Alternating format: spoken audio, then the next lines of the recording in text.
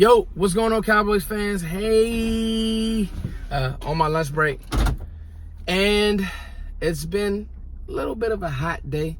Not super hot. I got my jog in this morning, and now I'm on the way to Virginia to get my car fixed. But wanted to get this topic off my chest because obviously we know that training camp is amongst us, all right? So they'll be there Saturday. First practice is Sunday. Are you guys excited about camp as I fix the camera? Are you guys excited about camp? I'm super excited. So, some quick housekeeping notes. Me and Joe hit Cowboys huddle last night. It was great, and I kind of hit this topic, 5 training camp battles that are serious ones. These aren't the underrated ones, more or less. This is the real deal now, okay? So I hit these battles, and these battles right here are gonna shape the team. Now, obviously, Alan Hearns was cut, so you could possibly add a receiver in there. Third receiver, Noah Brown, maybe some guys on the back end, Cedric Wilson.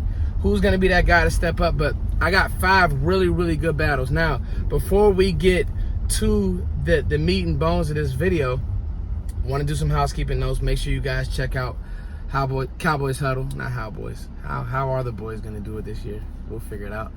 Make sure you guys check out Cowboys Huddle. Make sure you guys download and purchase my album that I just dropped. It's called A Happy Home. I'm extremely proud of my work. We touched on the jazz side of things, and I'm just extremely proud of my work. Make sure you guys are following me at Foots and Coles and at Bowie Broncos 8U. Those are the kids that I coach. Now, a cool thing that's been happening is I've been running into a lot of people in the area, Cowboys fans, who have kids that play youth football, and I think that's super dope. Like, I'm going to always show love. I ran into my homie Rome, whose son plays for the DMV Knights. Well, we all community, it's all ball, it's all football, and we all trying to grow. So if you're in the DC area, the DMV area, man, show some love, y'all. Follow the 8U Bowie Broncos, and then we will also have physicals of the album very, very soon. I'll do a giveaway for that and for merch. So it's just one of those things where it's just a very, very exciting time, and I'm just hoping that you guys can support. Now, let's get to this video, which is going to be about 5 training camp battles. All right, guys. This is one that's near and dear to me because one thing about football that I think is super underrated, you have all these first-round picks, second-round pick, third-round picks, but one thing that we got to understand is football is competition, all right? It's competition. Competition brings out the best in these young players, these young athletes. It brings out the best in people, period. If you can't compete, you go to work and you see somebody who's doing a great job, you need to have some type of an edge as a person, and then players in this case, to try to, I wouldn't want to say you don't want to be grimy, but yo, this is life and death. This is how you eat. So you need to have some type of edge, and that's why I think that these training camp battles, you want a team that's competitive. Practice needs to be high-spirited, needs to be competitive. I got notes, wrote down a bunch of stuff, and let's get into it. 5 training camp battles. All right, Cowboys fans, getting right into it. And yes, I have notes. Now, I don't know exactly how smart it is for me to be looking at these notes and driving and doing the whole 9, but I do have notes. All right, here we go. Taco Charlton versus Dorrance Armstrong, okay? Then we're going to talk about the left guard position. All right, Suafilo, Connor Williams, Connor McGovern. The battle of the Connors, all right? Let's talk about Tavon Austin and Randall Cobb. I've been talking about Pollard and Austin. Now let's talk about those two because really that's the battle right there. All right. Mike White, Cooper Rush. They got to get it in, man. Somebody got to go. I'm telling you, somebody got to actually, when I say go, like actually play good football and be a good quarterback, a good backup quarterback. And then last but not least, Darius Jackson versus Mike Weber. All right. So looking at these battles, first and foremost, I talked about the competition, the competing, and this is what I mean by it doesn't matter how you get in, doesn't matter how you get there, it's time for you to go. Now, the front office drafted Taco Charlton, late first round, 2 years ago. It's time. All right, it's time. The fan base is ready. The front office is ready, and he's had some issues with, I wouldn't say not being a team guy, but just his work ethic. That's been documented. And the fans are letting him hear it. They want more out of him.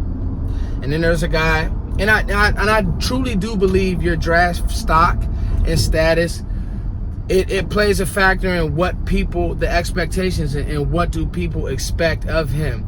Dorrance Armstrong, kind of a late mid-round pick. Nobody expected him to kind of have that burst and that jump and that, and what he showed early on last year, and even the reps that he did get throughout the season. But let's be honest, 4 sacks over 3 years. This will be his 3rd year. 4 sacks over 2 years for Taco just won't cut it. It's not enough. And so that's going to be a battle. Now watch this. No D-Law for the most part throughout training camp. You won't see him probably in preseason. They'll be getting him ready to go for the start of the season. You don't know what's going to happen with Gregory, and obviously we have Robert Quinn, but that's only one side. So these guys need to show out in preseason, Dorrance and Taco. They need to show out, first of all, in training camp and preseason. You don't want to get into a situation where they're missing multiple days of practice. I think this is a battle. You guys tell me who you like. This is a good battle right here. You guys ultimately tell me who you like. Now, McGovern, Williams, Suafilo, the whole nine. That is more or less, I wouldn't say, so right now, obviously, Williams is the front runner. We get that he's put on mass. We still have to see how that translates to the field. Towards the end of the year, Williams actually played more stout at guard. And we know, let's be honest, we know the plan for Williams is eventually to kick out to right tackle. That is a great job of the Cowboys having a plan, because Lyle's been good. He just hasn't been great. And I think that the Cowboys will say, we're good, Lyle. We're going to now move this player out, McGovern in. But could there be a situation where McGovern is clearly better? I like Big Ten linemen. I like his strength. He has been pegged as a guy who plays with strength. You watch the film, he's a mauler. All right, he's going to wear on you and lean on you. Whereas Connor Williams, coming from Texas, he was more so known for his feet, his movement. But in this division, we want to run right at you, all right? And that's what the Cowboys want to do. And so we'll just have to see how that transpires. And then you have, good old faithful McGovern. And now with the reports of a Travis Frederick being healthy, does this now move Joe Looney into the fold, or is he now a just simple backup or a backup just for Zach Martin? Or do they do a swing position? Or you guys ask Vach, he's the offensive line guru. And I know a little something, all right, just a little something. But look, battle purposes, that's gonna be a 3-way grudge match, all right? Because don't think because Connor Williams is posting pictures on Instagram, this, that, and the third, that this young kid won't come in here and it'll be fun to see him now in preseason games and see how he's run blocking and how he's playing at the point of attack. All right, that's always the transition for these guys when you're coming from college to the league. Point of attack, how you play with power. Can you drive for 5? Can you handle NFL strength? Because you'll be going against guys, and they'll be going against guys who are trying to make a roster, journeyman guys who, these are grown men. You need to go move these grown men. So that'll be a good battle to watch. Now, here's a marquee one right here, all right? Randall Cobb, Tavon Austin. Now, it seems to me that Cowboys Nation is split on Tavon. And I feel you. If you cut on tape and you see the speed and you just don't know anything else about ball, but you see him making plays, of course, Tavon, let's go. Let's rock, let's roll. The problem is this, the availability and what package is he going to be used in, and do I have a guy who is just a flat-out better receiver in Randall Cobb than Tavon? That, to me, is the overbearing and the overarching argument that I've been using throughout this whole offseason. is Tavon Austin a one-trick pony? And is that one trick even needed? Whereas Cobb, if healthy, I mean, it's not up for debate. His career, his receiving ability, him understanding the offense, is not up for debate who's better and who is Randall Cobb. You know, I remember the game. You want to talk about a game, go back and watch that playoff game against Dallas, the Green Bay versus Dallas, and that catch he had against Skandrick. Just knows how to get open, knows how to make a play, and is reliable when the ball comes his way. You're talking about a player that's going to help Dak. You're talking about Randall Cobb. This will be a battle to watch, though, because you want to know, is the guy healthy? All right? That's the biggest reason why the Cowboys got him on the cheap. Is he healthy? If he shows he can play a full year, he might get an extension, might get some real money. But this battle, to me, I'm not going to say it's a done deal because the health is an issue. They both have health issues. But if you're asking me who's a better receiver and who is more reliable, because I like Tavon Austin, I just don't know about the pass threat if it's not a bomb. And if he's in the game and he's in some funky formation, okay, the defense, they're going to go on red alert. Versus a Cobb, you can use him outside. You can use him inside. He's more multiple than Tavon Austin. I think that this battle will probably go to Randall Cobb, just being honest. All right, guys, moving right along. Number 4, I like this battle a lot. Let's talk about Mike White and Cooper Rush. Darn it, one of y'all got to play good football. All right, I don't know if y'all going to see this video, but both of y'all just sucked last year. And this will be one of those things that, and I said this on the podcast, you guys make sure you go listen. If these guys both stink, just get ready for a veteran. All right, just get ready for a veteran to come in off the streets. Somebody has to. I was on the Mike White train, and it was too much for him last year.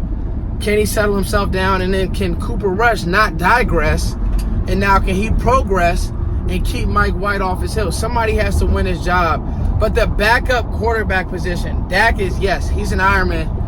He's strong. He's physical. That's his trait. He's anti-Tony when it comes to getting hurt, right? But we still can't deny that the backup quarterback position is probably one of the most important positions in ball, because guess what? You're one injury away from having to play Mike White or Cooper Rush, and you want to feel good that maybe our season won't be a disaster. So we need to know that one of these guys can come in and make plays. They'll have all preseason to do it, all training camp to do it. They need to go out and do it against live competition. And then Darius Jackson and Mike Weber. This is a good one, guys, and I'll tell you why. Right now, we don't know what's going to happen with Zeke.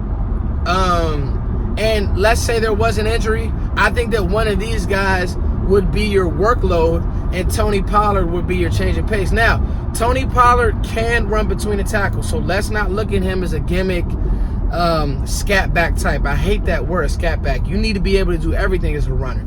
Kind of more of an Alvin Kamara.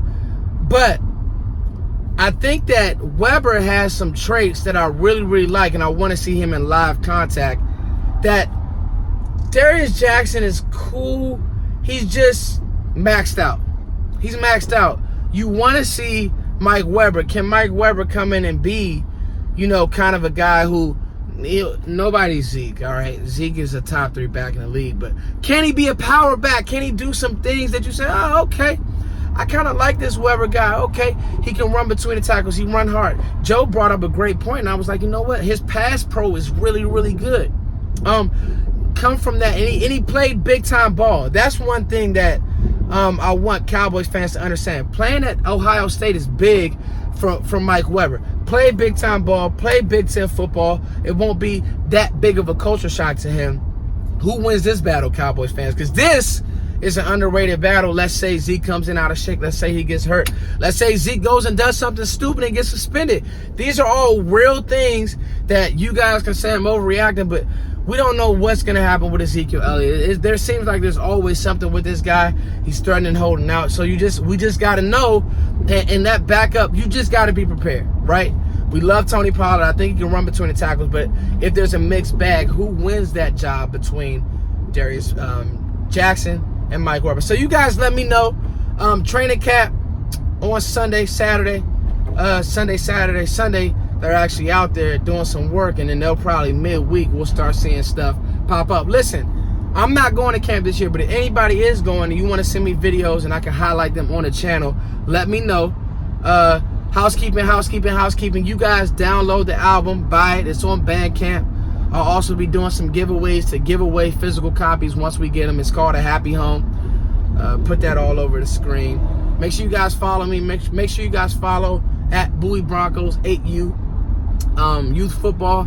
If you guys have kids and they want to see the highlights or see us working out and see all that cool stuff, man, make sure you guys show us some love. All right, guys, it's your boy Foots the King. Have some more content coming to you guys shortly. Thank you guys as always for supporting, liking, sharing, and subscribing. Peace. Enjoy the rest of this beautiful Wednesday. Peace.